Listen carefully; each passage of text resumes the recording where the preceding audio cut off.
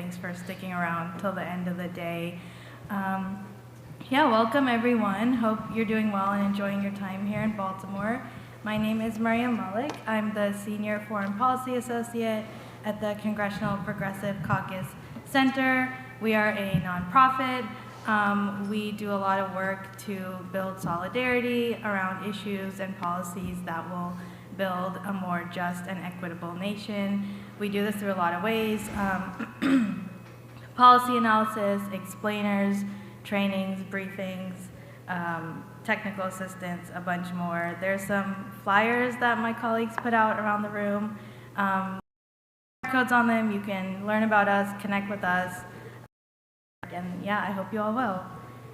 On that note, CPC is a C3 organization that works exclusively on policy change, not at all be focusing on the upcoming election or partisan politics.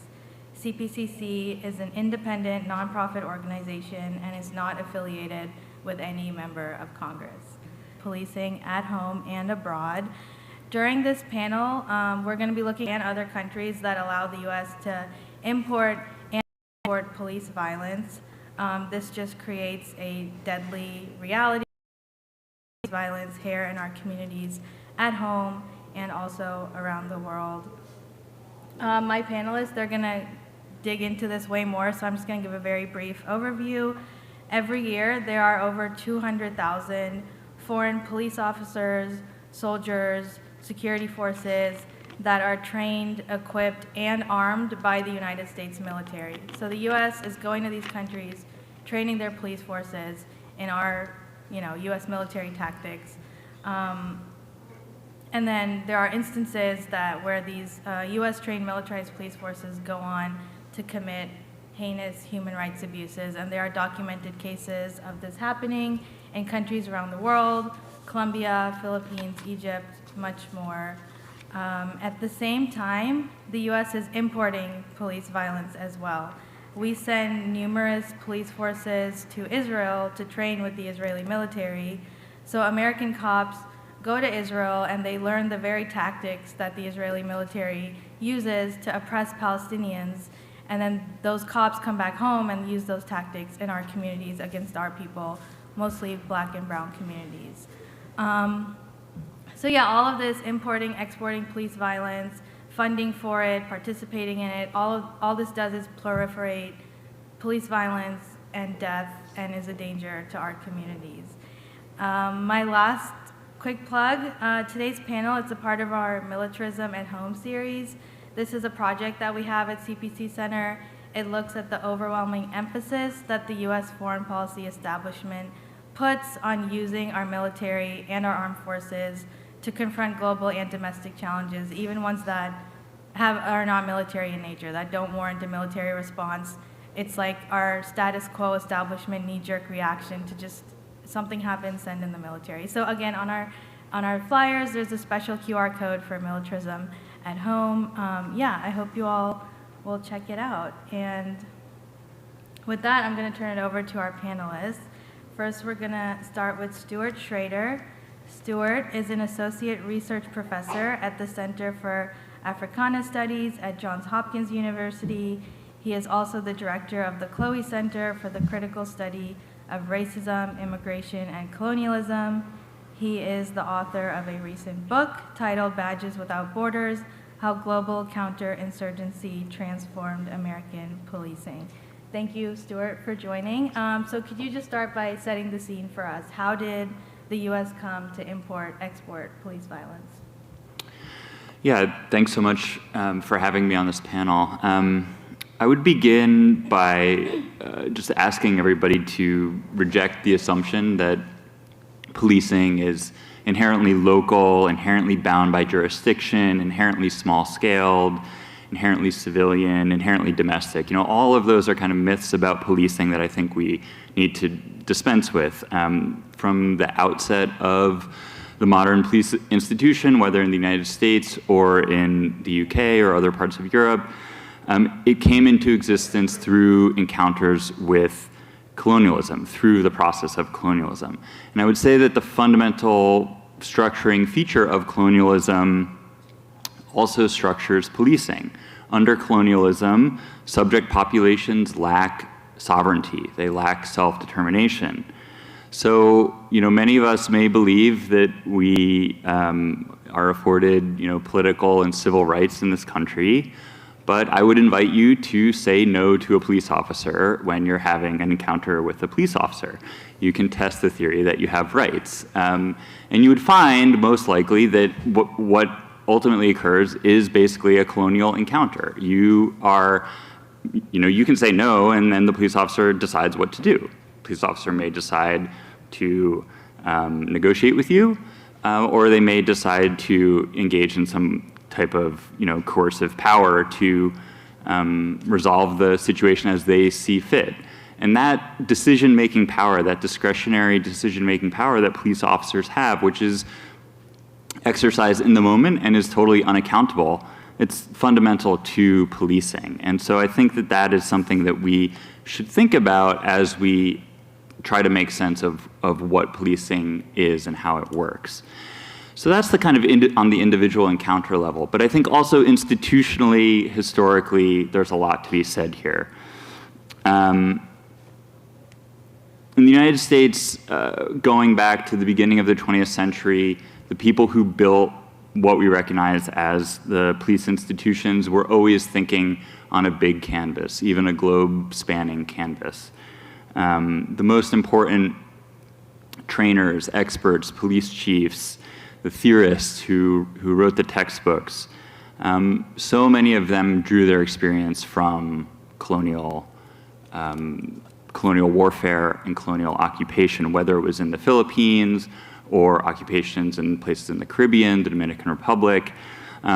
They brought their experiences back to the United States, and it shaped the way that they taught police how to behave in the United States. And they also, of course, brought their own ideas about race, about gender, and so forth to the colonies. So that's the beginning of the 20th century. I'm going to cover like 100 years of history in 2 minutes. That's the beginning of the 20th century. By the middle of the 20th century, the United States was rising to be the predominant global power. Of course, it was in a clash with the Soviet Union. And the United States embarked on an ambitious plan by the 1950s to use policing as one of the ways to assure that it was the leader of the so-called free world. And of course, we might consider it somewhat ironic or paradoxical that this instrument that I mentioned of kind of unaccountable discretionary power, coercive power, that this would be the means for a kind of global democratization project.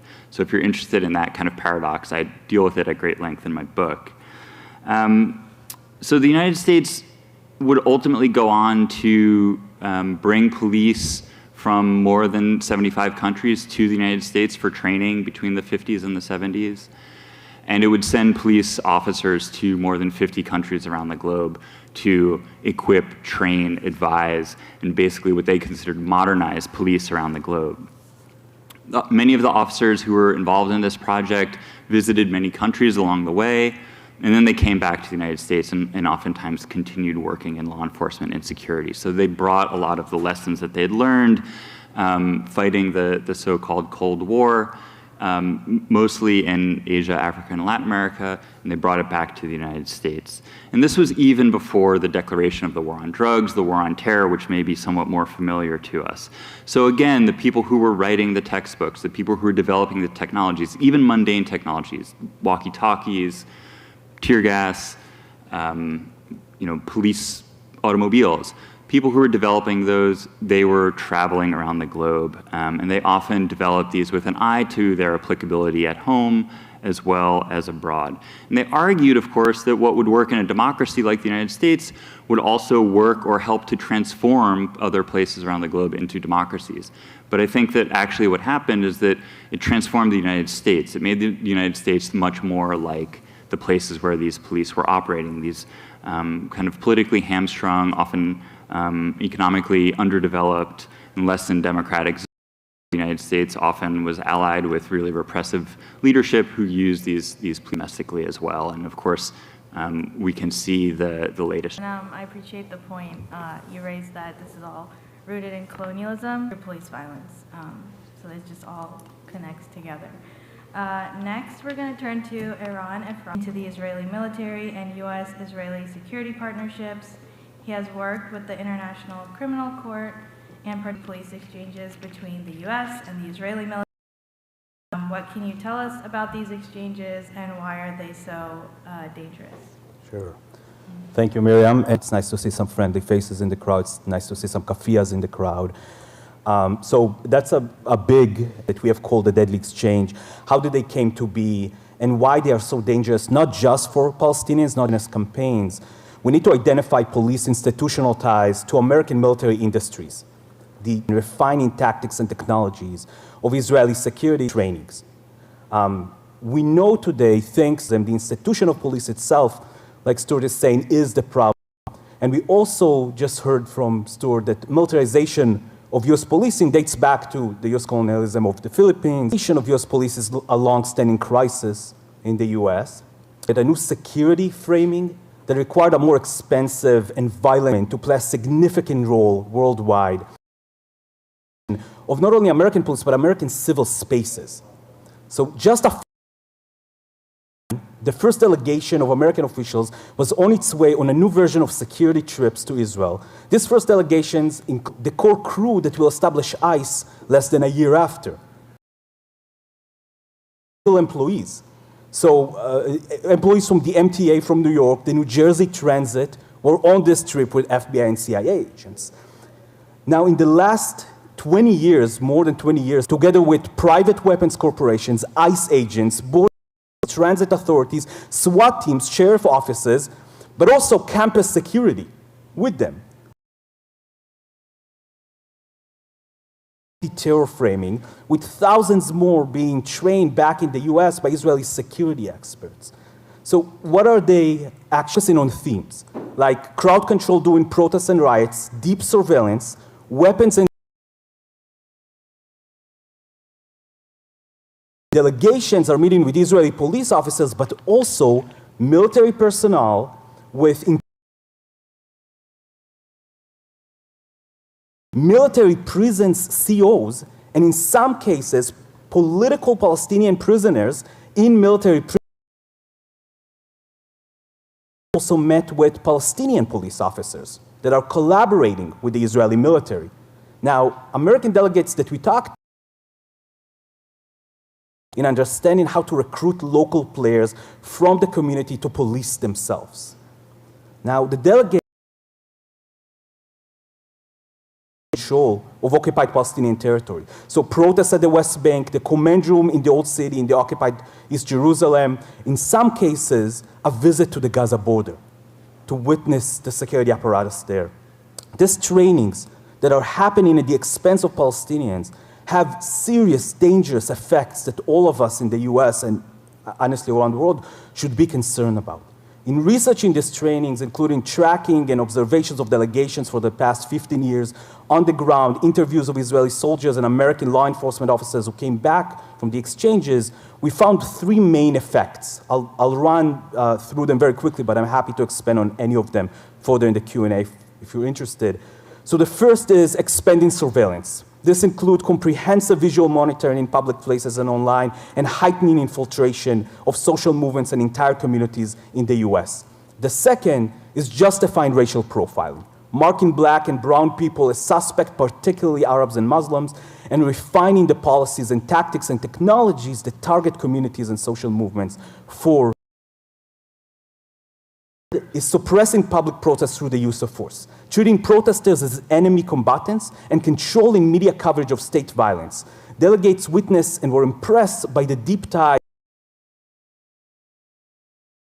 police, military, and media working together in the occupied Palestinian territories.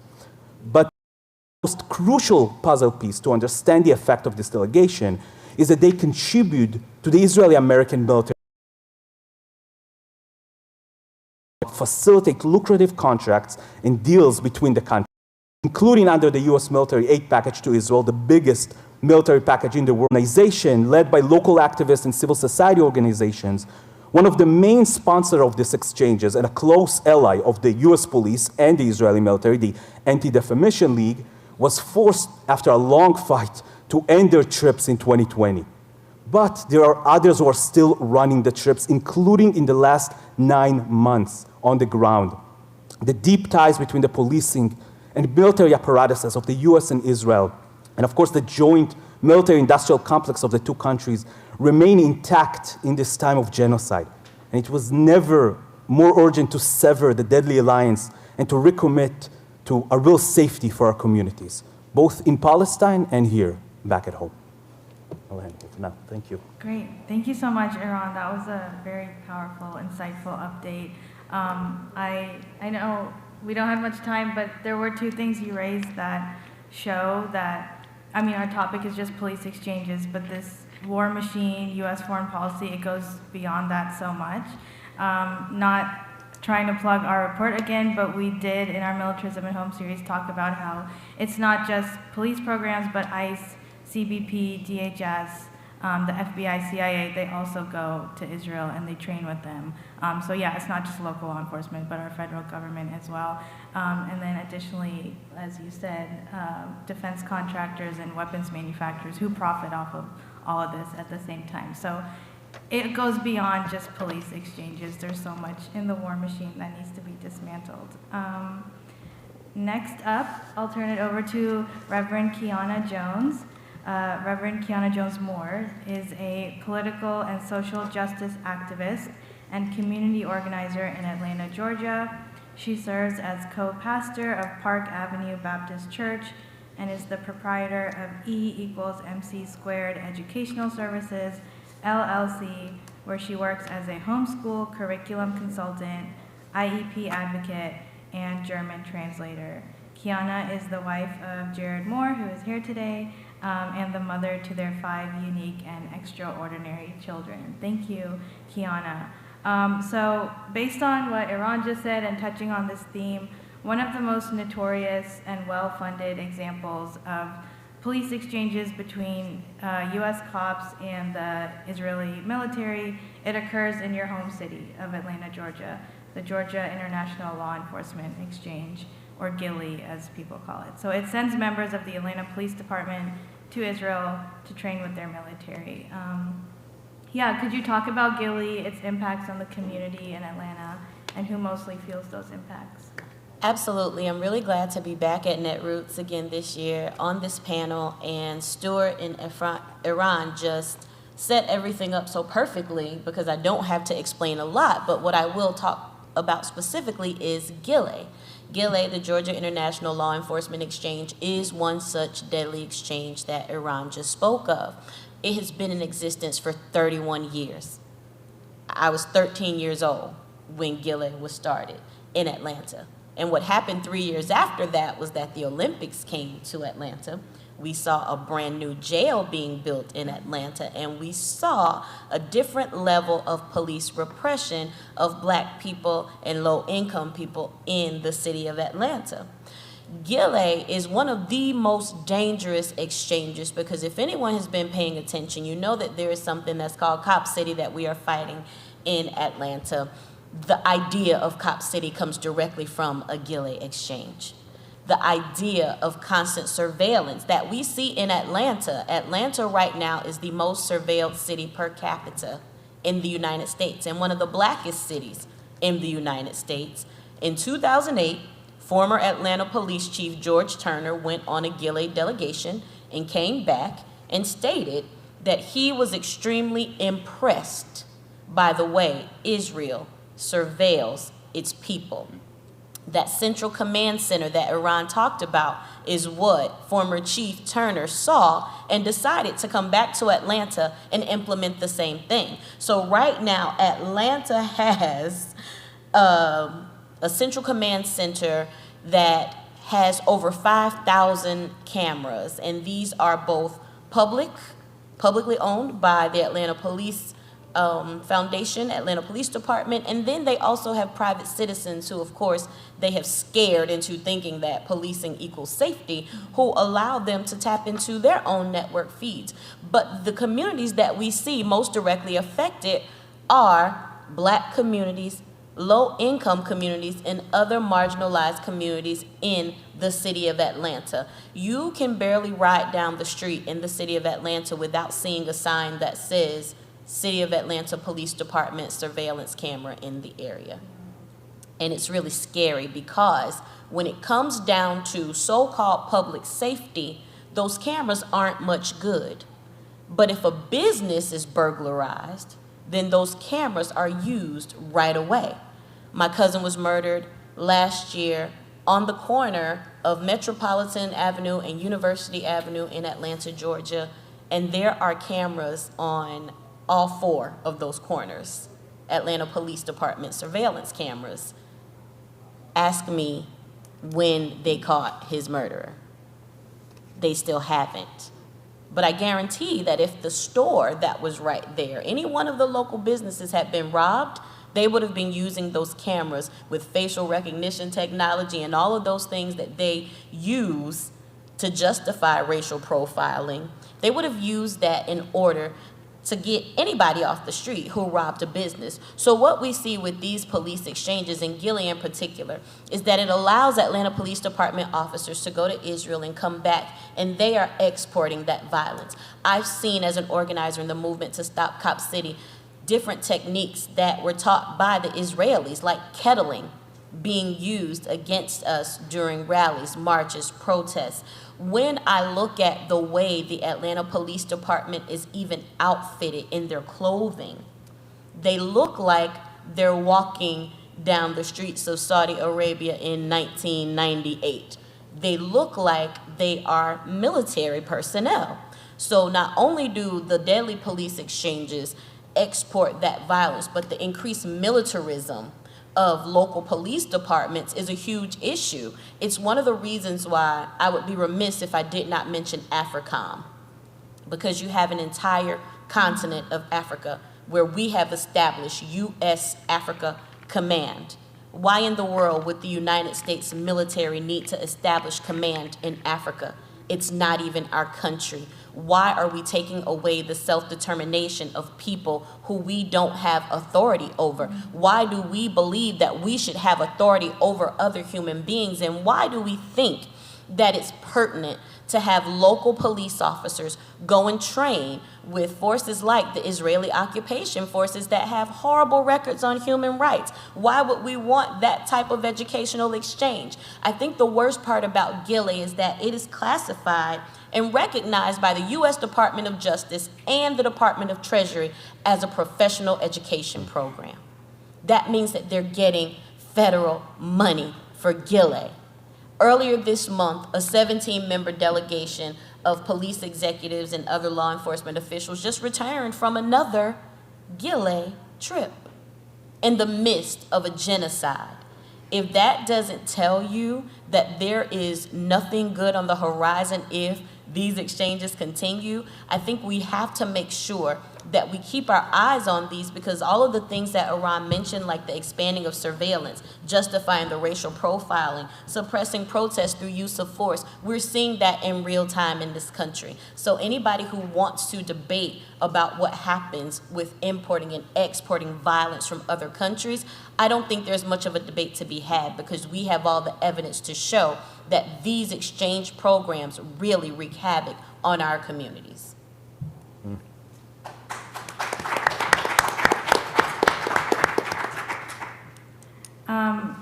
For folks who might not know, we had a Netroots panel last year, a different topic, military spending. Kiana was our panelist too, and she left me speechless then. I'm speechless now. I hope there's going to be justice for your cousin. I hope that happens soon. Next, we're going to turn it over to Umaya Suleiman. Umaya just graduated from American University with a bachelor's in anthropology. Congratulations, Umaya. Thank you. She lived at the George Washington University encampment from day one, before and after the DC Metro Police Department tore down the barrier to the encampment. She was also part of the Democratic National Committee action in Washington, DC that took place in November 2023. That attracted a massive police response from both state police and riot police. First, question for you, Maya. Could you just tell us about your experience at the encampment, your interaction with the police? What was it like when you got there? How did that develop throughout your time? Firstly, thank you so much for having me on here to speak with all of these amazing disciplined panelists that I'm very inspired by already. Just to start, I also want to say that this journey has been really transformative for me as a Palestinian American, as an organizer, as a student and activist, and as a human and a person of consciousness in this so-called free world. So I hope that I can just convey a fraction of kind of the experience that many people in the United States and around the world experience day to day and for generations, and the truth behind what policing and injustice looks like amidst war and protest. Like Kiana really eloquently put, the suppression of protests through force is a very common practice, and we as students take advantage of our agency in the greater context of globalization and peacemaking, and we do implore that the oppressive extraction of protests and actions against state violence sharpen the contradiction of an existing defense force at all. And also, I want to recognize the privilege in having a choice to stay or go in this context, and recognizing identity politics that really seep into a lot of the decisions and conversations that we have around protesting these days. So on policing and brutality. Ooh, I'm so sorry. I don't know. Sorry if anyone got right in it. But for policing and police brutality within the encampment, I would like to instate, which I'm sure a lot of people already probably have seen on their phones and on different news articles and websites, the violence and almost kind of perverted agenda of police brutality with encampments around multiple states in the U.S. did not begin when they are swept or raided, but do begin in the first night and on throughout the encampment. And as Kiana also mentioned, the extreme surveillance and control and kind of fear-mongering that they use, that is definitely implemented in so many other areas of war making and war profiteering, is really prevalent throughout many of the instances, like the first night even, when we were awoken like 4 to 5 times in the night due to some sort of pressure by the police or the potential of a mass arrest within the encampment that was scouted by a lot of people within our organization that was supporting the community that had showed up. And kind of from that kind of crash course introduction on mental gymnastics that we'd probably be put on, students began sharing information amongst ourselves to keep each other safe and the larger community that showed out for us. But I would also like to recognize that specifically following the George Floyd murder, the reaction and the power that are given to protests scares the government, and it always will, and it always will instigate this type of reaction. And I want to highlight that Palestinians were some of the first people on the ground who shared tips online on how to deal with assaults on protesting from abuse and state violence, and students took their rage to the streets. And that is what we are doing now, and that is what we will continue doing until liberation is done. So information, like police tactics commonly practiced for crowd control and mass management, which can fall under a lot of different categories, and like riot gear, tear gas, pepper spray, and that all really does depend on state laws and District of Columbia. But understanding police formations like the wedge and crossbow became a priority in recognizing different escalatory indicators that did keep us safe and did also prepare us for different escalatory instances, like when the barricades were pushed down. So again, the encampment was not just a protest, and it of course was a space for education and solidarity, but our goal was to revillainize the university and keep the public consciousness that the university has devoted its time and resources throughout the encampment to putting students directly in harm's way. Instead of diplomatically negotiating with teams and working to come to a peaceful resolution for the good of the community in Palestine. So in discussing police brutality, and specifically in the context of how it was invited by the university, which did leave many students harmed, and not only on a physical level, but on a psychological level, was at the expense of the university's reputation and the refusal by the administration to come to the table for a conversation on divestment from Israel, on divestment from weapon manufacturers, and institutional accountability for their complicity in the role for Israeli occupation of Palestine. And I also want to kind of go back into how we kind of maintained a situational awareness for these specific interactions with the police, ranged from psychological fear-mongering, to control over our spatial freedoms, basic needs like restroom access, hygiene products, sanitary places to clean ourselves, being cut off from access to power via outlet sources in the U-yard, and barriers around our tents. This response is to punish their students, despite their goal to be protectors of students and protectors of the next generation. So even others who are committed to the movement encompasses the ability of short-term effects of a long-term system of abuse by policing, and as well as in institutions that work directly and comfortably with them. So asking ourselves what to do, or what do the police want to accomplish and how will they accomplish it, really drove our action and reaction to many of the situations facilitated by the university and Granberg.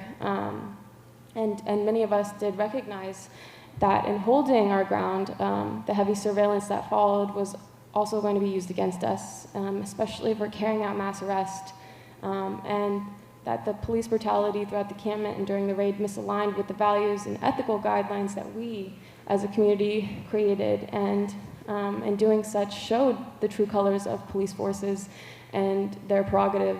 And from the formations and the bicycles that were brought on May 8th to control space by using physical force, to pull people into the line, to make more arrests quickly as possible, making it harder for crowd to de-arrest, and finally the use of pepper spray on masses for dispersing the crowd was a blatant abuse of their power and the dynamics of our crowd's direction.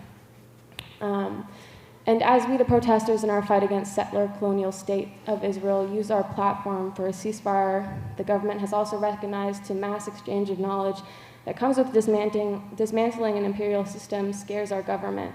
And so when we are doing this, we also want to recognize that our experience with police brutality and the control only scratches the surface of what the U.S. military-industrial complex has done for decades to all oppressed communities of the world, and specifically the Black and brown peoples of America, the Native communities whose land we live on today.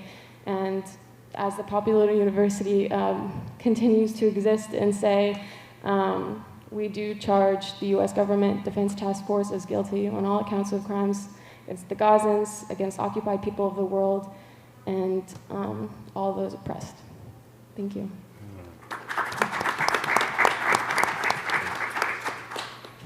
Thank you, Amaya, and I appreciate you talking about the reason you all set up your encampment in the first place, so we can also be reminded of that.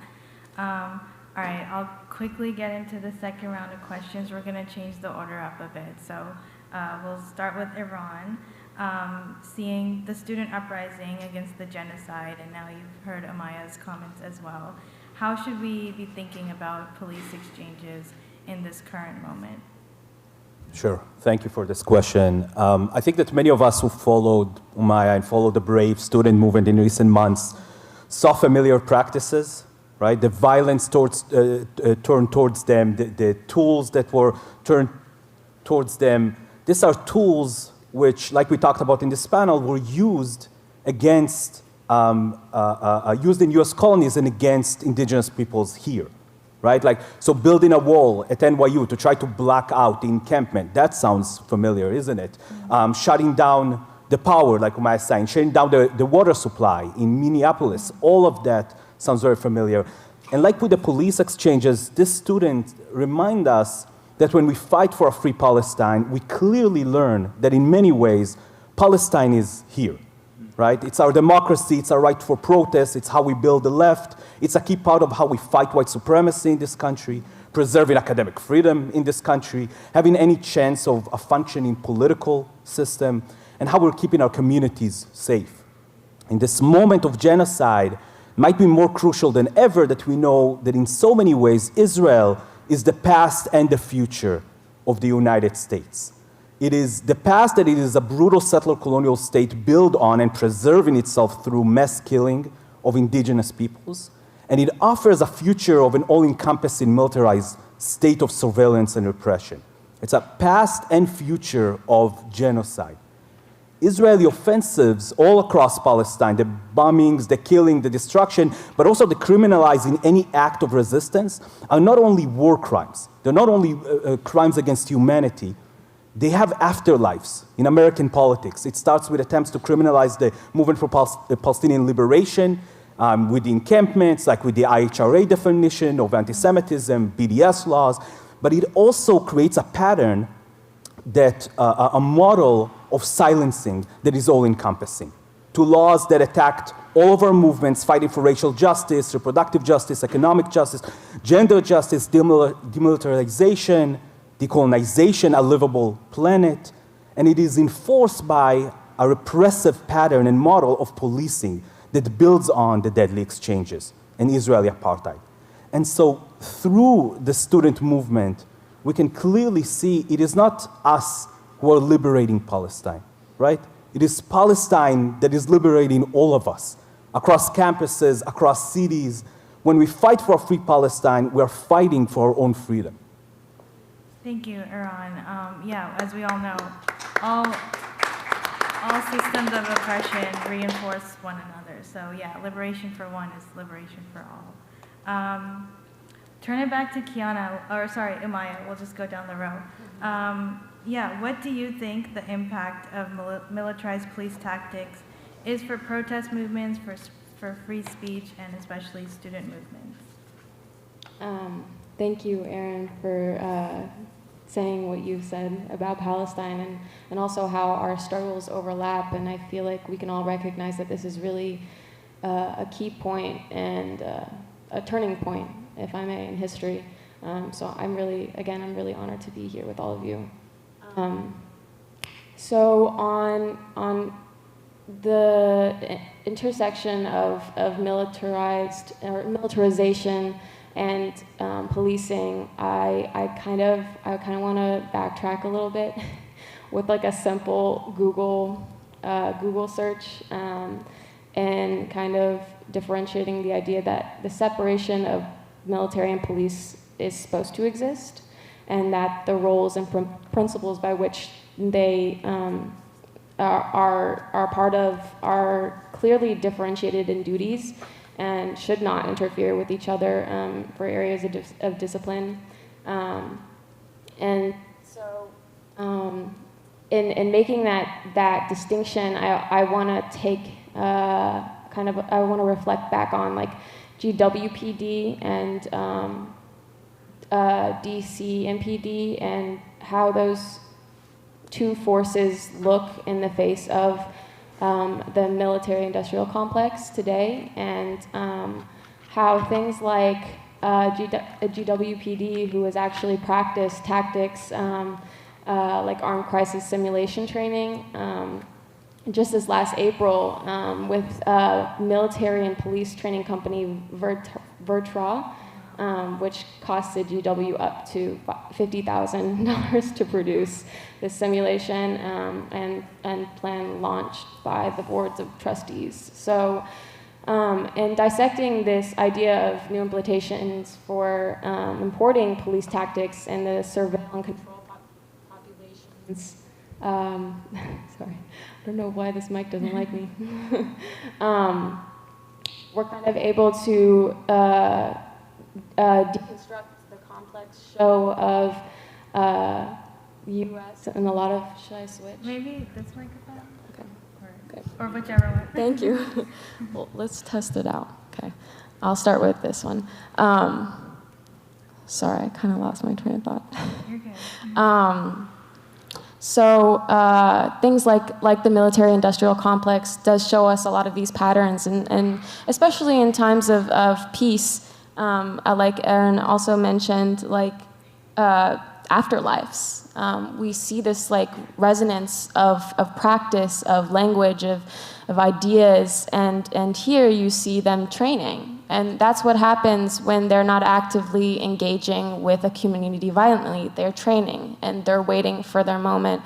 And that includes military intelligence personnel, which should be prioritized for military-based organizing. But of course, if you just take a quick look at DWPD's published factors that determine the reasonableness of force, which include and are not limited to the severity of crime or circumstance, the level and immediacy of threat or resistance posed by the suspect, the potential for injury to civilians, officers, and suspects, the risk or attempt of suspect to escape, officer-subject considerations such as age, size, and physical ability, the relative strength, skill, or injury, or exhaustion of the officers together with the number of officers or subjects in the use of force or incident. Okay, I only have 30 seconds, but to kind of tie this all back together, I want to really recognize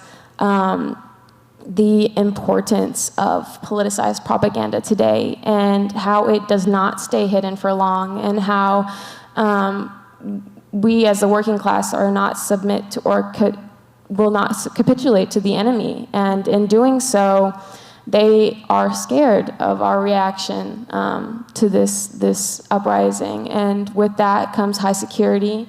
And especially with the beginning of our encampment, Thursday, April 25th, we are only 3 blocks away from the White House. And in a lot of ways, that in itself held a lot more security than just being on a campus and supposedly having rights under the campus law. But really, it's the pressure and morality of our cause that emphasize the corruption of the university and what they fought to uphold, and saying or seeing quotes from even the president that said that demonstrations are not only illegal but dangerous. And that, for me, it really does set a public sentiment that is upheld through these trainings and is upheld through these ideologies. And that is the militarization of our police force and the militarization of our university, and ultimately what funds this genocide in Gaza and what funds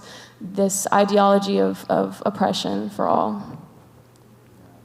Yeah, absolutely, Amaya. Thank you so much. Kiana, so you already touched on Cop City a bit, but you've been one of basically the leading fighter against Cop City. And now, having heard Amaya's response and everything, would love to get your take on militarized responses to protest movements. So could you talk about that, connections you see with Gilly, and maybe just give an overview on Cop City for folks who might not know? Yeah, definitely. Cop City is a 381-acre militarized police training facility that is currently under construction in the city by the City of Atlanta Police Department in unincorporated DeKalb County. We have been fighting since 2021 against this facility. This facility shows the intersection of everything that we have talked about today, whether it be police exchanges, whether it be the suppression and repression of people, and particularly protest movements in order to criminalize dissent, expanding surveillance, and the justification of racial profiling. Cop City is literally modeled after Little Gaza.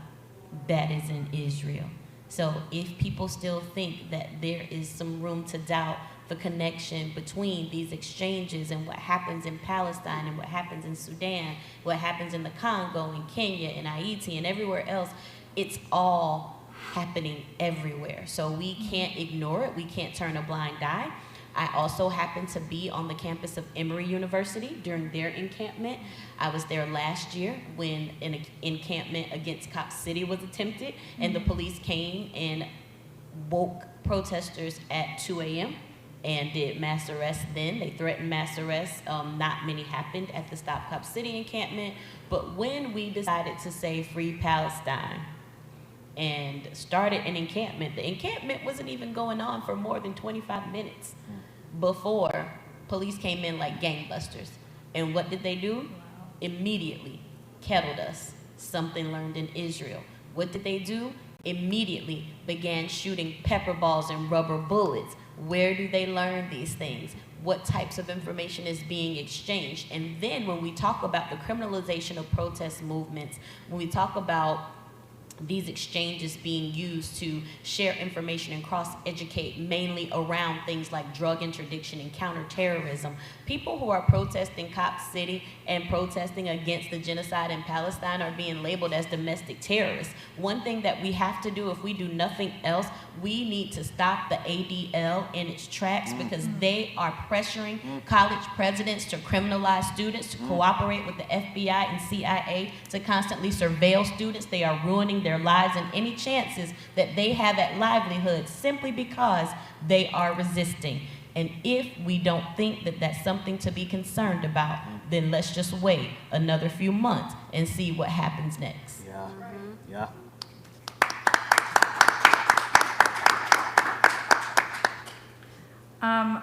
Not to talk too much about last year, but last year at our Netroots panel, Kiana wore a shirt that said, I still think about it all the time, Stop Cop City, Free Palestine. So, you know, for people who think all of this started on October 7th, I mean, it did not, and we all know that, otherwise you all wouldn't be here. All right, last question to Stuart, and then we can open it up. We've heard a lot about U.S. Policing tactics that it is importing. Now let's switch a bit and talk about police violence that the U.S. exports. So can you talk about Department of Defense and State Department training programs that facilitate foreign police forces training by the U.S. military, U.S. Armed Forces? Can you give us some examples, and how much does all of this cost to us, the taxpayers? Yeah, so after 9/11, as everybody knows, things changed quite a lot. Every agency that thought it could get in on the action tried to, because there was a lot of money at stake. So the security assistance, police training abroad became a huge activity that DEA, Department of Homeland Security, of course, when it came into existence, Department of State, Department of Defense, Department of Justice, all got involved with. Many, many really massive, hugely profitable private security firms also got in on the act. The two biggest police training operations, of course, were in Afghanistan and Iraq. In Afghanistan, approximately $21 billion were spent on the Afghan National Police in just under 2 decades. And I'll quote the Special Inspector General for Afghan Reconstruction, John F. Sopko, who did extremely diligent reviews of everything. And he said, except for some specialized police forces, community policing and law enforcement capabilities in Afghanistan were weak or non-existent after the expenditure of $21 billion. He said, overall, the Afghan National Police proved incapable of enforcing the law, protecting Afghan citizens from criminals and attacks by the Taliban and Islamic State, or ensuring that Afghanistan did not become another safe haven for terrorism, end quote. Other countries also provided funds, including Germany, the UK. And this kind of multilateral aspect is another really big shift, and it's happening literally as we speak. Kiana just referred to it obliquely. There's a police peacekeeping mission, quote unquote, going on in Haiti. It's funded by the United States via the United Nations. There's something like 5 other countries involved from Africa, Latin America, and Kenya is the country that is leading this. So at the very moment that Kenyan police landed in Haiti to engage in quote-unquote peacekeeping after going through U.S. training, Kenyan police back home in Nairobi were shooting protesters down in the street who were protesting against a taxation plan. So this is kind of the picture of what this looks like today. I mean, obviously it's a very complicated thing. And I just want to make one last point, which is to say that in the export of policing programs, basically the worst, most failed and bankrupt policies that police enact in the United States are the ones that get exported. The kind of creative thinking that abolitionists and other activists in the United States have been trying to engage in to try to reduce police power, that is never exported. And I think that this is one place where there can be some change. I think that we need to address Congress and inform them that something like the Safe Streets model that is operating in Baltimore, getting some funds from the mayor's office, that is where the resources should be expended, not on SWAT teams and undercover operations, the kind that are constantly killing and brutalizing people in the United States and being exported to places all over the globe. If we're going to spend money on exporting U.S. Criminal justice reform, let's use the models that are being implemented in our cities by people who are really trying to think creatively and come to radical solutions to depart from the failed bankrupt policies that have been defining our country for so many years. Thank you, Stuart. $21 billion, I did not know that. That's like more money than we give Israel, that Congress just gave Israel. Wow. Okay, so it's 5 p.m. I think we can maybe just take one question from the audience. If there is one, we'll just do one. And this is the first hand I saw right here. My colleague Kat can do that, and then we'll close after that. Thank you all so much.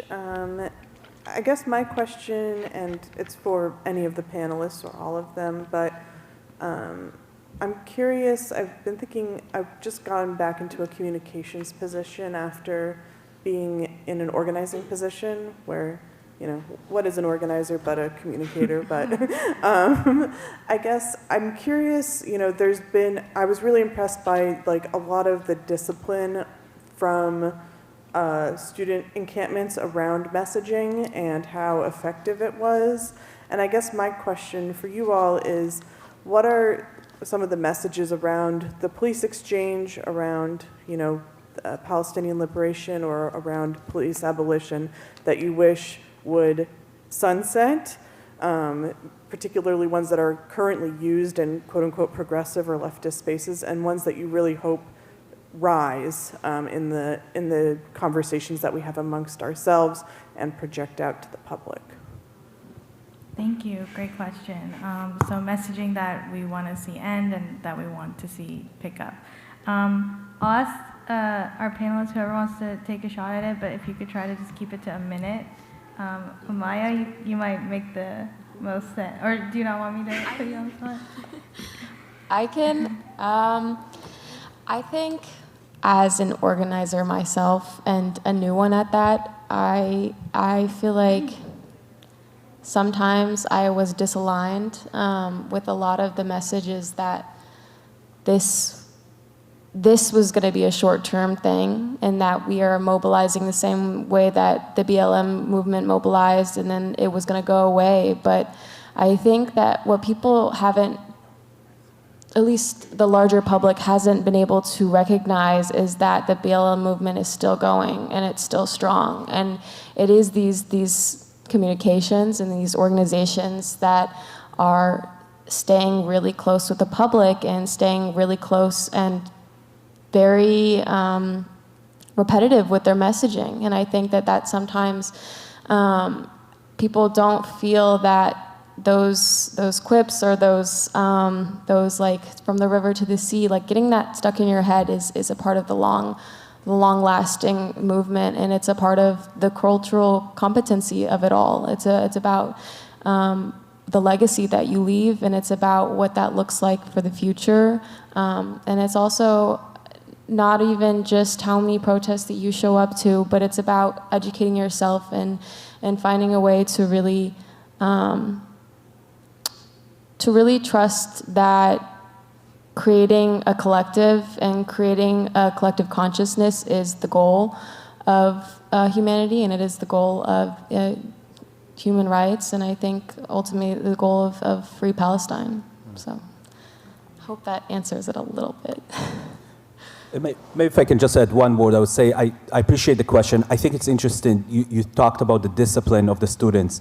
For a large extent, I agree. I also think what was so special, what is still is so special in this ongoing encampments, are that they actually resisted the discipline in a way. They're kind of challenged.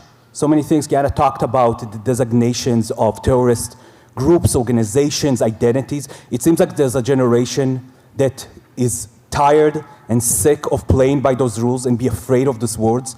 Maybe all of a sudden those words have a little bit less kind of shadow around them. For this generation, many of it was born after 9/11. There's something very powerful in how resistance, the world creation that the students walked into and start not being afraid in the risk of a huge, I mean, their life were on the line, their careers, their tuitions, I mean, big shit that they had to deal with.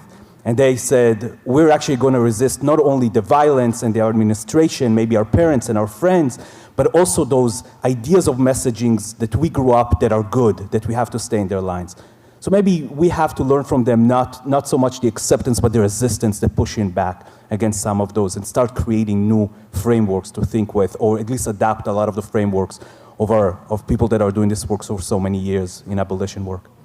Yeah, and I just want to tack on that we need to continue to amplify that all of these things that are occurring are because of American imperialism and extractive settler colonialism. When you look at what's happening in the Congo, if you got a phone, if you got an iPad, if you got any kind of tablet, a computer, technology companies are exploiting child labor in the Congo for their coltan and for their other precious metals and all the things that they need to make their pieces of technology. We also need to make sure that we continue as we talk about these things to remind people that things in Palestine didn't just start on October 7, 2023. We need to talk about the kidnapping of Palestinian children long before then. We need to talk about the bombing of Palestinian schools with United Nations signage right outside the door long before October 7th. And we need to continue to amplify the fact that despite the so-called public outrage around the murders of George Floyd and Breonna Taylor in 2020, police murder of black people has gone up in most localities, particularly in the city of Atlanta. It has gone up year over year since 2020. So there is really no real group or progressive people in lawmaking positions that think we're really worth protecting. And people need to know that. All right. I did have one final question for the panelists. I was thinking of skipping it, but it's really important, so I am going to get to it. I'll just ask you all to answer it in one sentence. You know, it's a very difficult time for our anti-war movement. We're all seeing what's happening in Gaza. We're seeing people document their own genocide. Mothers like pleading with the world, showing us the hands of their children's blood and saying, you know, I can't wash my hands of the blood because this is all I have left of my child. And, you know, as we've discussed, sadly, there's more to that. There's in Haiti and Congo and Afghanistan and Tunisia, everywhere, so much going on. So in one sentence, we can just go down the line. What is giving you all hope in this moment? What is keeping you going? Or whoever wants to go first. Well, I mean, just listening to a student organizer, and you know, I'm in touch with student organizers in Baltimore as well, and the work that they've been doing and the fearlessness that they've been showing, and you know, and also willingness to learn from mistakes and rethink strategies. It's been really remarkable. So I absolutely have a great amount of hope about the current student movement, and I think that you know, faculty could learn a ton from listening to students rather than the other way around. Absolutely, yeah. Resistance. I think for me, it's the relationship between organizing and power, and that the power or the masses only get power from organizing. And I think as much as I'm honored to be part of this generation, I really am always looking to the people who set this up for us and the people who have given us even a stage to be here. This is organizing, and this is the power of organizing. So thank you all for coming here and listening to us. Yeah, I'll keep the party going. I honestly, Umaya has given me hope, the student movement has given me hope, and maybe the combination, the fact that there's this generation that is ready to resist, that is ready to defy. That's what we need. We're all looking at you. We're all behind you. Thank you for everything that you're doing.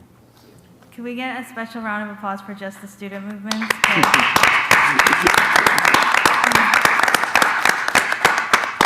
You all are showing up in a way our leaders aren't. So yeah, we're definitely looking to you all. I won't keep anybody longer, but I just want to thank you all for showing up. Special thanks to our panelists. You all work every day to dismantle the war machine, so thanks for sharing your insights.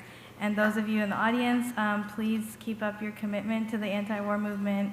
We have to show the other side, the establishment, that there is opposition, that they're not just going to get away with it. People are not going to let you. So yeah, thanks for showing up, everyone. Thank you. Oh yeah, can we do a group photo?